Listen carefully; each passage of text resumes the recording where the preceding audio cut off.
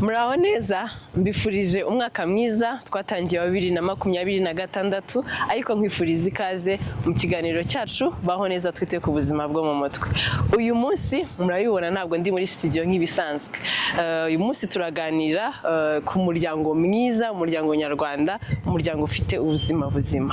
Benshi dukunda kumva inkuru zitashimishije ariko navuga z'ama divorce byaranagaragaye mu bushakashatsi bugiye butandukanye, abantu batabanye neza, imiryango itandukana irimo intonganya, yewe urubyiruko rusigaye runabyita ngo famille ni scam.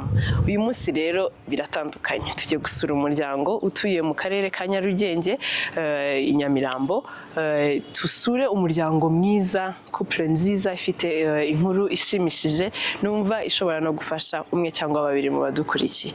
Bana natwe ubashe kuza gukurikirana uko umuryango mwiza ibiruranga n'ibyakorwa kugira ngo umuryango tuwubungabunge ubeho neza. Nguhaye ikaze.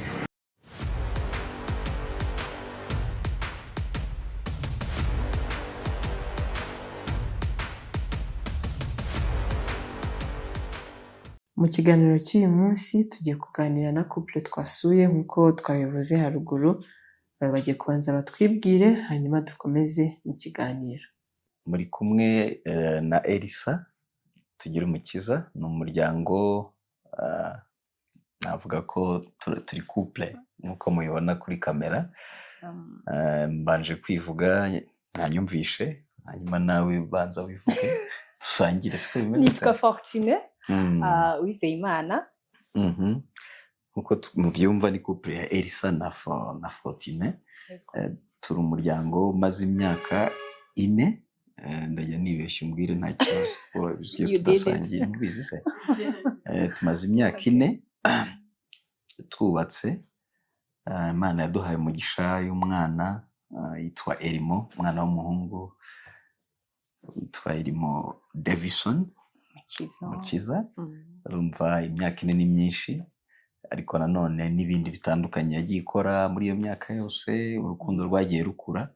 Nishimye rero muri make umuntu avuze ko turi abo ngabo n'umuryango muri kubona.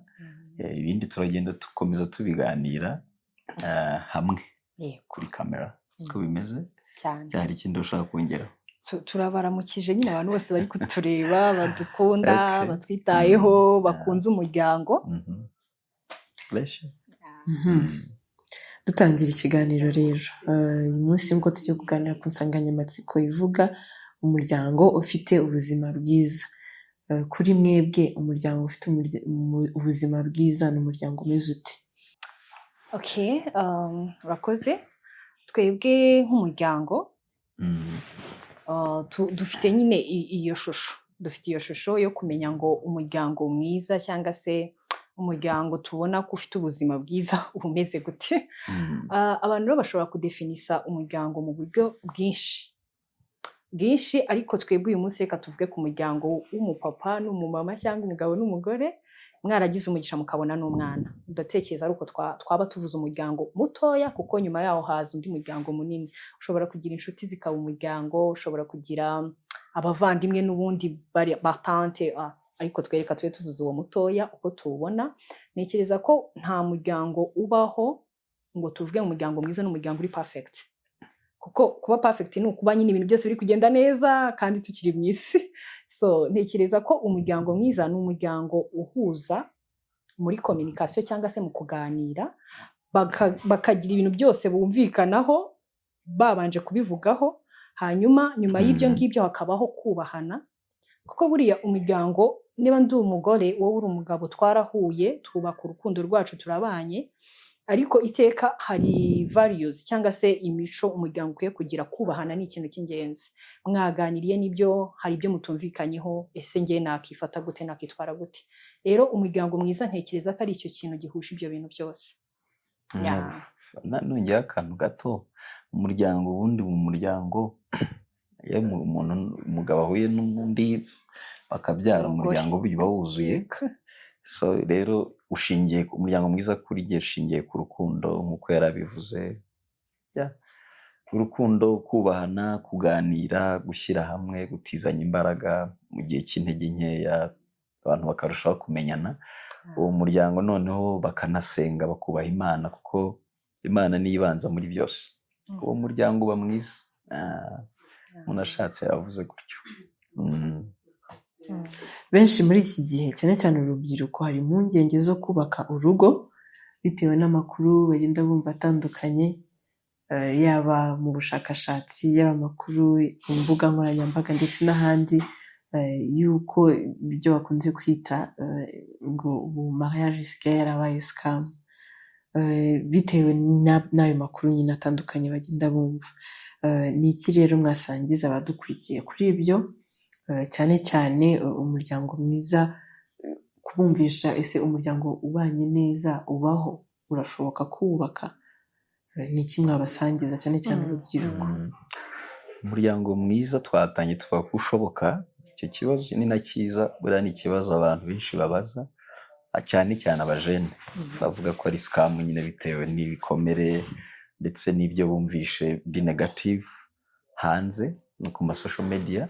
Hari spread y'ibintu byinshi cyane, amadivorce ni menshi. Buriya ibituma abantu bavuga ko ikintu kidashoboka ni negativities ziba ari nyinshi hanze ku ma platforms atandukanye, ariko bishingiye binyuze muri experience n'uburyo twabonye iwacu ko bimeze ndetse n'ibyo twumvishe. Ntabwo tureba parti mbi gusa, twarebye ko hari n'izindi ngo nyinshi nziza zihari bitewe n'aho tuganira.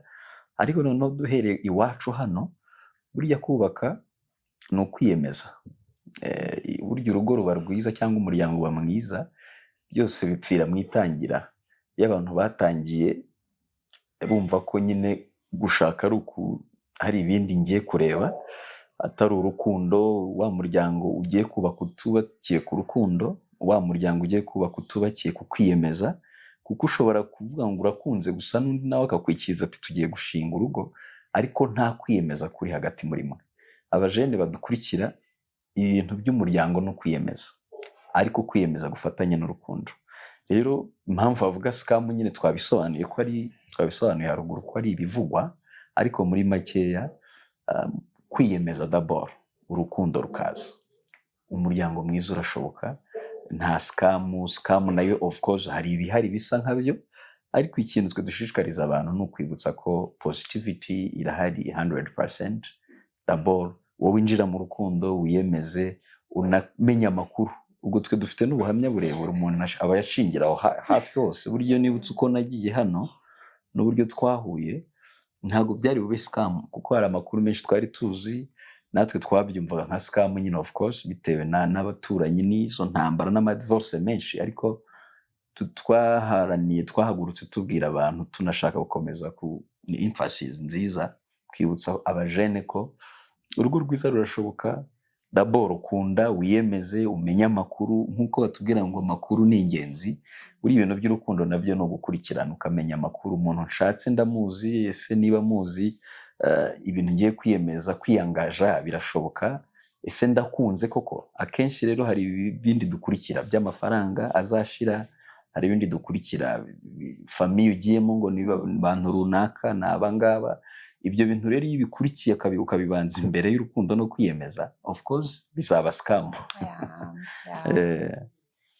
Tugarutse noneho ku muryango wanyu, maze kutubwira umuryango wenda muri rusange, ariko noneho tugaruke ku muryango wanyu. Mumaranye imyaka 4 nk'uko mwatubwiye mwubatse, ariko hari n'indi mwamaze muri ya yindi ya copinage cyangwa fiançailles. Ni ibiki byagiye bifasha mu rugendo rwanyu rugera ku myaka 4 mwasangiza abadukurikiye, yaba urubyiruko ndetse n'abandi muri rusange, byabafashije mu kubaka, mu gukomeza gufatanyiriza hamwe, mwuzuza inshingano z'umuryango, mwuzuza inshingano z'akazi, muharanira iterambere ry'umuryango ndetse n'imibanire y'abandi. Mbese kwita ku mwana ngo mwatubwiye mwagira umugisha, kwita ku marangamutima y'undi muntu, ni ibiki byagiye bibafasha muri urwo rugendo kugira ngo mugire umuryango mwiza? Murakoze. Ndaza kubivuga muri ubu buryo, nanakomoza ku cyo Sheri yari amaze kuvugaho. Buriya umuryango niyo communication, nuko kubahana nyine, kuganira, kubahana ndetse no gufata inshingano. Buriya mu muryango nyine iyo udafashe inshingano biragoye. Rero hari umuntu utekereza ko njye n'umugabo wanjye nitubana nibwo inshingano zizaba zibonetse, ariko no muri urwo rugendo nk'uko wabitubajije twebwe ubwacu, reka wa mugani dushingire ku bifatika. Twahuye 2014 cyangwa se 2014, hanyuma 2014 nibwo twari tumenyanye bwa mbere, mubona yari icyo gihe. Hanyuma nawe ntekereza ko nibwo bwa mbere yarambonye, nari nkiri mutoya, nawe akiri kwiyubaka nk'umusore nyine ushishikajwe cyangwa se ufite intego zo kubaka ubuzima bw'ahazaza buri mu muryango. Nanjye izo ntego numva nzifite. Rero uko kuganira, gukomeza kuba inshuti, ko twahise dutangira kujya tuganira turi inshuti zisanzwe. Hanyuma 2018 tuza noneho gushyiramo urukundo. Hanyuma 2021 tuza gukora ubukwe, twubaka umuryango muri kubona uyu munsi mwadusuye. Hanyuma icyo kintu rero ni ikintu kirimo etape nyinshi, wenda ndavugaho dukeya ku byadufashije nk'uko wari ubitubajije. Icya mbere cyadufashije kwari ukuganira tubwizanyije ukuri, nta guca ku ruhande. Narabimukundiye n'ubu njya mbimubwira, intambwe zose duteye buri munsi mpora mwibutsa ko ndagushimira ko wambwije ukuri mu buzima bwawe bwose, kuko biroroha iyo umuntu yakubwije ukuri. Ejo iyo hari ikibuze mu rugo ntabwo wibaza ati kuki cyabuze, uravuga nyine cyabuze kuko nyine twese turi kubona nta mafaranga ari n'urugero cyangwa se ibyo ngibyo. Hanyuma uko kubwizanya ukuri byampaye njye imbaraga zo gukomeza kumwaprocinga tukajya tuganira, kuko iyo umuntu akubeshya hari igihe uhita uvuga ati yewe n'ejo atazankubita scam wa mugani wawe nkabona ndazimiye. So dukomeza tuganira. Indi ntambwe ya kabiri yabayeho ni ukumvana, cyangwa se n'ubu ikidufasha mu rugo rwacu twubatse, kumva mugenzi wawe, kumva partenaire wawe, ikintu akuganirije ukabanza ukamutega amatwi. Hari ukuntu abapapa, abagabo, abantu batabikora ntibaze kunyumva nabi, ariko hari igihe umugabo aba yumva iteka ari ufite igitekerezo, akumva umugore nta gitekerezo yagira. Rero sheri wanjye ndabimushimira, iteka ahora yumva ko nanjye mfite igitekerezo. Rimwe na rimwe nkanamubwira ati no, wambwiye ikintu dukora, akambwira ati nawe mbwira icyo dukora. Rero ukumva birakwankuraje, biguha imbaraga, ukavuga ati nanjye ngomba gushaka icyo twakora kugira ngo iki kintu gikemuke. So kumva rero mugenzi wawe. Ikindi numva cyadufashije, ntabwo byose ndi bubirangize, gufata inshingano. Ntiwumve ko umugabo ari uzafata inshingano wenyine. Hari abantu bavuga ngo no muri Bibiliya Imana irabivuga umugabo ni umutwe, nibyo rwose Imana irabivuga, ariko nta hantu Imana ivuga ngo umugore genda uryame usinzire wo kugira icyo ukora. Hari inshingano muba mukwiye gusangira. Umugabo yega akabera umutwe umuryango, kuko niko ijambo ry'Imana ribivuga, ariko nawe ntumuvunishe. So ntekereza rero ko gufata inshingano twese tugafashanya. Yambwira ati iki ndabona byanze, nkamubwira ati nanjye ndahari, nawe yambwira ati iki cyanze, nawe nambwira iki cyanze, nawe akambwira ati ndahari, humura. Bikomeza urugendo rwanyu rwose. Mu rugendo murimo, ntekereza ko ibyo bintu bitatu murengejeho, donc icya mbere kibanza byose kibishyigikira no gusenga. Iyo ibyo bintu mubikoze, ibindi ubutaha. Ariko utwo tuntu twaradufashije cyane. Nibyo rwose arabivuze byose. Mu Kinyarwanda bajya bavuga ngo ntazibana zidakomanya amahembe, kandi numva mwana bitubwiye ko hari igihe hari udukosa mugenzi wawe ushobora gukora tukaba twanakurakaza. Ese muri izo situation zimeze nk'izo, igihe habayemo amakosa cyangwa kutumvikana, ni gute ubasha kumenya ko mugenzi wawe hari ikibazo afite? Ese iyo byabaye umukorera iki kugira ngo umufashe yongeye kugaruka? Ikireka nkivuge. Yego. Urumva ubundi attention nabaga mfite akabaraga, nuko mwaje gutya gusa ndushye, ariko Imana ibaha umugisha cyane.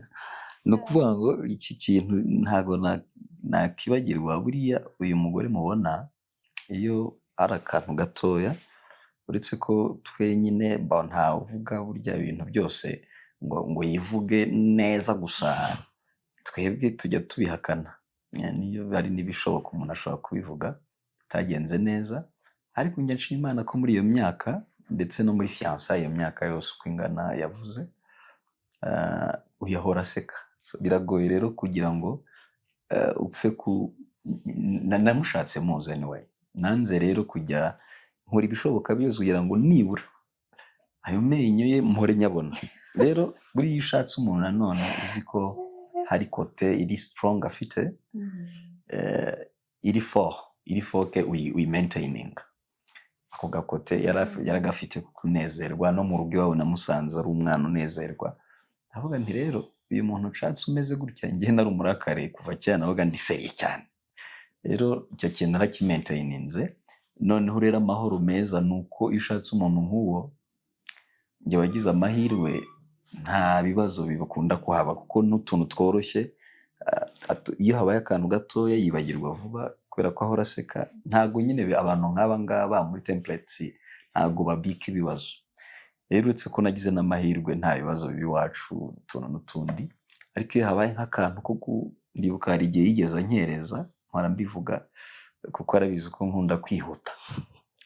Kubera ko rero barabizi nyine mukunda gukora isuku, abagore Imana yabahaye umugisha, iyo yabonye uburyo cyisukura hari igihe atinda kuturusha. Twebwe burya tuba turi faster cyane, ariko bo bafite ukuntu batinda. Kandi niko Imana yabigize, nyine nuko bimeze. Rero aza kunkereza umunsi umwe, kandi nagombaga kwihuta, ndarakara. I started reacting differently. Ubwo rero ikintu cyabaye, yabonye ukuntu ndi kureactinga, nuko nk'ikibazo warubaje nyisubize neza. Iyo umwe agize akantu gatoya kabaho, agatangira kugira reaction iri très différent, kwa kundi ubona umuntu acecetse, iwacu biroroshye cyane. Iyo acecetse kandi nzi ko asanzwe aseka, nkora uburyo kimwe approaching, nkamenya niba nta kosa nakoze.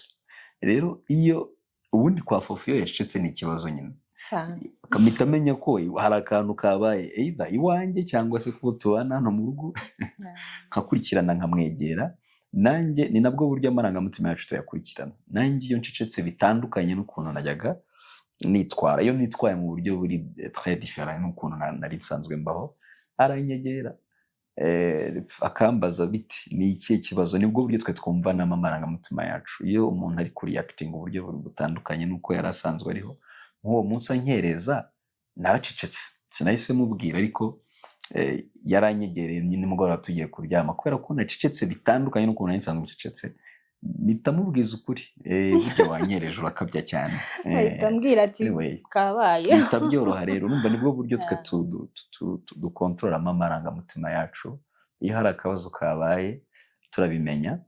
Rero muri utwo dukeya tubaho, wanyereje bla bla, kuki utabwiye umukobwa wacu ngo agire gutya na gutya kandi nagombaga kuba nagiye. N'utuntu turi generally dusanzwe, kuko ubwo mvuze ibintu bisanzwe nuko nta rushyi nta migeri. Burya hari abagore akujomba ikintu kabisa mu gitondo mukabiruka mwabyimbye, ari nabo tubana ugasanga harimo n'ingumi. Nabyo mujye mubivuga, ingumi ngira ngo nta ngumi njye mu kugatanga mwiza, kandi nawe uretse kutanashobora n'umugisha. Rero numva mu by'ukuri navuga ko ari uko bimeze, nuko bimeze. Ni ibyo ngibyo. Ikindi kintu rero nendaga kongeraho gitoya nuko buriya kumenyana niyo mpamvu twabihereyeho. Iyo umuntu wawe umuzi biroroha cyane kumenya ngo hari icyahindutse nk'uko yabivugaga. Rero intambwe ya mbere utera ntabwo ari yo kuvuga ngo se wigize amaki ngo habaye iki se kidasanzwe. Intambwe ya mbere utera ni ukumwumva, ni ukumubaza ati se hari icyo nakoze nkakubangamira, so cyaba cyabaye, kandi kumva koko wabangamye. Niyo wakumva utabangamye, kugira ngo mugenzi wawe mwongere musubirane, hari ukuntu uca bugufi. Ejo nawe hari igihe uzasanga atari uri guca bugufi, ari uri guca bugufi, mukagenda muterana intambwe. Dusoza ikiganiro cyacu rero, cyari kinaryoshye. Mwakoze cyane kudusangiza inkuru yanyu y'urukundo nziza. Numva hari na bamwe izafasha mu badukurikiye. Dusoza rero ikiganiro, nihe nama mwagenera urubyiruko, abashakanye, abakuze ndetse n'abandi muri rusange, tugendeye ku nsanganyamatsiko y'uyu munsi, umuryango mwiza ufite ubuzima bwiza? Ni iki mwagenera abadukurikiye? Twahera kwa madamu. Burya agira inama nyinshi, ko yavugamo imwe nta kibazo. Nta kibazo. Murakoze. Nk'uko twabivuze, urubyiruko turi kuganira n'abandi hari n'abubatse tuganira bose bakumviraho wenda babona hari kitari kiri kugenda neza bakavuga ati ariko kuki tutagerageza n'ibi ngibi. Ikintu twakomeje kuvugaho ni uko umuryango utari perfect cyangwa se utari marayika, donc umuryango uri ku isi, turi ku isi, turatandukanye. Navuye ahantu runaka n'umugabo wanjye ava ahandi, tuzana imico itandukanye kandi tugomba guhuza tukubaka wa muryango mwiza kugira ngo abadukomokaho nabo bazabone iyo ndero. Nyuma ya kamera tugeze ku biganiro turi kuvuga ati iyo ababyeyi bawe babaye beza, babaye abantu bakwereka ko urukundo rushoboka, nawe urarwana ukavuga ati byanze bikunze nzagere kuri iki kintu. Ntago rero nzi ko abantu bari kugira imyumvire iri negatifu ari uko bafite ababyeyi babo bafite negatifu gusa, ahubwo nuko social media iri kuturusha ingufu ku bantu bafite negativite cyangwa se bafite ibintu bitubaka, niko nabivuga byinshi. Ariko niyo mpamvu natwe turi kuvuga abatwumva, abadukurikiye, umuryango mwiza urashoboka, bitari scam, bitari ukugenda ngo turi kubabeshya. Umuryango mwiza urashoboka, kandi iyo mubonye rwose muhora munezerewe, mukaba muri ya paradizo bavuga, mukumva nyine ukajya uvuga ati yo arataha ryari, yo ubuse ntari kumwe nawe ko numva ntatekanye, ibintu nk'ibyo. Niyo mpamvu ndi kuvuga ngo inama ya mbere nakugira abadukurikiranye, nabagira mwese hamwe, nuko mbere na mbere banza utekereze kuri wowe ubwawe. Wowe ubwawe udatekereje kuwo wowe wifuza. Donc hari abapasiteri bagiye bakunda kuvuga ngo banza wikoremo akazi witunganye, wigire wa muntu wifuza ko uzabana nawe, ubanze umwigire wowe, uvuga ati niba ntaramwigize ngo bishoboke wa muntu nifuza, gutengeye numva ko uwo muntu azaba ahari. Ariko niba umwigize ukabona uwo muntu wifuza arashoboka, nawe ukabona kabisa uri kugerageza, urifuza umuntu usenga, ukunda Imana, ugira imico myiza, ibyo bintu nawe uri kubikoraho, uri kugira imico myiza, uri kuba umwana wumvira, uri gukora ibyo nyine, ibyo byose byiza, ukabona urabibashije, bisava na wa muntu wifuza arahari, kuko nawe hari undi muntu wenda uri gukora nk'ibyo ngibyo, nawe wifuza umuntu nkawe. So niyo mpamvu ndi kuvuga ngo niba hari abantu badukurikiye, uwo muntu w'urubyiruko, uwo muntu wifuza, banza umwishakemo, wiyubahe, wikunde. Donc imyumvire yose iri hanze aha ngaha abantu bavuga ngo urugo rubi ngo ni rwo ruhari rwonyine, urugo rwiza rurashoboka kuko nawe uri mwiza. Iyo ni inama ya mbere. Wenda iya kabiri navuga ni yuko mu gihe ugeze muri ya myaka noneho yo kugira umuntu wawe ushaka, noneho uvuga ati iyi step ngeze muri uyu mwaka turimo n'uwanjye, ngomba kubishakisha uko bishoboka, ngiye kureba muri za nshuti wenda twegeranye, kuko ni ibintu nkuko Sheri yabivuze, ni ibintu umuntu yiyemeza. Ntabwo ubyuka mu gitondo uvuge ngo nta kopine mfite ngo reka nshake kopine pe, ngo ubuzima burarambiranye. Niba ari ukuri gutekereza, ni ukuri, iyo si ndatekereza ari iyawe wenyine, ariko ni ibintu umuntu ubanza kwiyemeza, akavuga ati vraiment nkurikije etape ndiho, ndumva uru rugendo narutangira. Biza mu mutwe. Urumva nakubwiye ko twamaranye muri relationship imyaka 4 mbere yuko nako best friend na friendship, ubwo bushuti bwamaze imyaka 4. Icyo gihe ntabwo iyo myumvire twari tuyifite yo gukora urukundo, yo kubaka urukundo. So rero iyo mugeze biraza iyo mugeze muri cya gihe biraza pe, ukabyumva ko uwo mwaka n'uwawe. So ugatangira kureba mu bo mwegeranye, ugatangira kure. Donc icyo nari ngiye kuvuga ni ukuvuga ngo niba hari nabo utangiye gutekereza, uvuga ati uyu muntu n'uwanjye, banza umwigire kure a distance.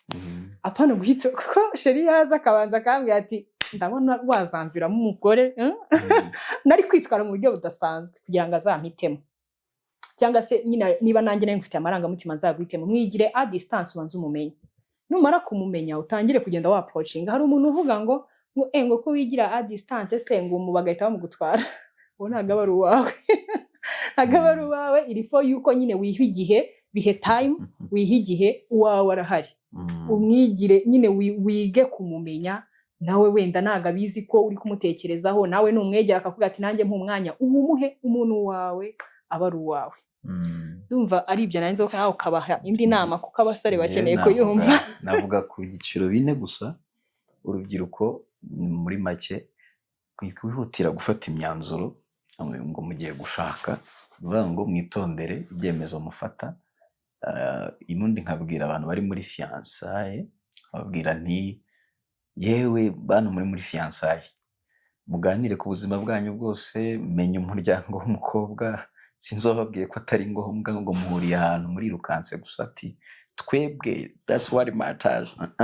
No way. Nuvuga ngo ganira umuryango, umenye iwabo w'umukobwa, umenye basaza be, umenye mama niba nahari, niba atafite n'ababyeyi umenye n'abamurera. Birafasha cyane, muganire buri kintu cyose. Akazi ufite umubwira kariko, wivuga ngo ubundi ngo ngira utuntu, ngo hari ukuntu ntekinika, ngo nkora ibintu ngo by'ubuhayiti mu cyaro ahantu atazi. Ko hari wigeze abwira umuntu ngo afite amafamuzi, bagiye kuzabana asanga za famuzi zari inkoko runaka ziba ahantu za Gitarama yororaga nkeya cyane nk'esheshatu. So urumva ni byiza kumenyana 100%, nta kintu muhishe, mwiguma mu byishimo. Kunezerwa ntabwo bihagije gusa, gusohokana mukarya ntibihagije gusa, no gutwika byose bizamo ndabizi. Muganire deeply mu buryo bwimbitse. Ubundi nkabwira abantu babana bashakanye bagenzi bacu, ari ikintu cyanyigishije mu kubana mu rugo bitandukanye n'ibyo nigaga nibana, ikintu cyitwa kubabarirana. Mu rugo haba kwihanganana. Hari utuntu twinshi kuko ubanye, yabivuze, ubana n'umuntu akaza afite imico itandukanye, akaza amashuri rimwe na rimwe hari n'igihe abatangana. Hari abagira complexe d'infériorité, wavuga igifaransa n'abanyeshuri bagusuye, ngo ariko mwajya mu cyumba hirya mugezeyo, ngo ariko ubundi ngo ibintu mpamuzana ngo by'indimi, ngo ntimukajye munsuzugura. Ugasanga ibyo byonyine, iyo complexe yonyine isenya iki urugo. Ni byiza ko abantu mubana mwige kumenyana kurushaho, yabivuze, mubabarirane, kwihanganana cyane. Ubundi nkasoza mbwira abantu muri rusange bubatse n'abazashaka, urugo rwiza ntago ruba umunsi umwe. Urugo rwiza ruhora rwubakwa buri munsi, ntago ari ibintu biza gutyo gusa, ni ibintu bya buri munsi. Urugo rwiza rukorwa buri munsi. Amagambo ubwira uwo mubana umenye ko hari ibintu, umenye ko hari icyo akorera amatwi, kuko cyane ko mwebwe Imana yabahaye amatwi ameze ukuntu asa nk'ayagutse cyane. Iyo uvuze, niba uri umugabo ukavuga incyuro nyinshi, ukavuga ibintu batetse, reba uburyo ukoresha ikinyarwanda cyawe ku buryo umugore wawe utamukomeretsa. Buriya bene data, iyo yakoze ikintu ukamubwira neza biraryoha kubi. Iyo umubwiye nabi ashyira ahantu, nabyo hari ababika tugeze tubiganiraho. Ni byiza ko urugo rwiza turwitaho buri munsi, ntabwo ari ibintu biza umunsi umwe gusa, kandi nk'uko mwabitubwiye nyine tubikora buri munsi, tugakurikirana buri munsi mu byo tuvuga, mu byo dukoranirana. Urugo rwiza bizashoboka kandi mudukurikiye. Ubundi amahoro y'Imana akomeze abe muri mwe rwose. Shalom.